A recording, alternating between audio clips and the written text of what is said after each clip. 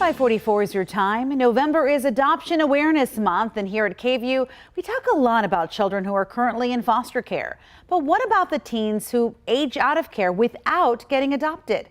This morning, Hannah Rucker shows us a closer look at the challenges they face.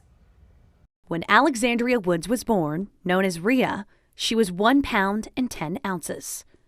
Her mother left her at a Southern California hospital, and she immediately entered into foster care. She was linked up with a foster mom as a baby until she was officially adopted by her at age 7.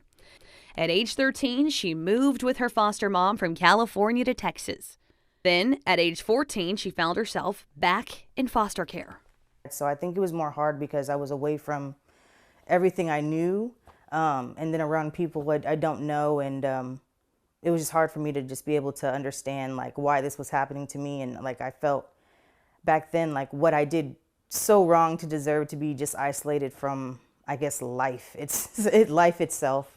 Every year in Texas, more than 1,200 teens age out of the foster care system without being adopted.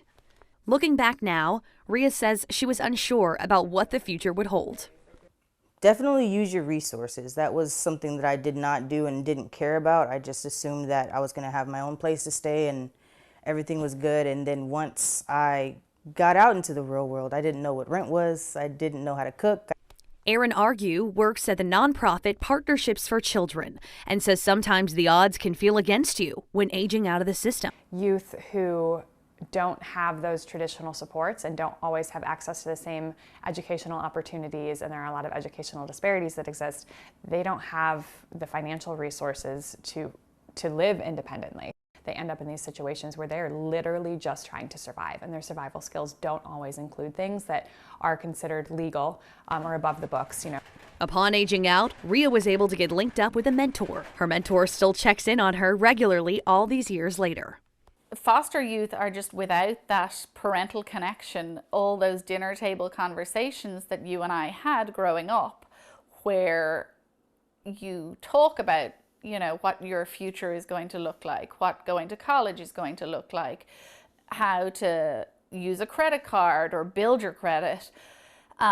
And also, of course, you have someone to fall back on when, you make those young person mistakes that we all made. Circling back to Rhea's story. Now, all these years later, at 30 years old, she has a good job at a local school district, a roof over her head, and her precious son, Joshua, who she loves and adores.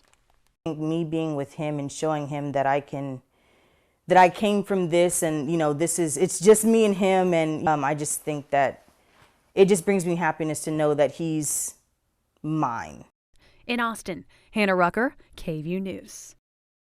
There are a lot of different resources for teens aging out of foster youth, including a state college tuition waiver. Think about that. You can go to any state college of your choice free, right? Take advantage of that. Look for the story on KVUE or for help or maybe to be a mentor.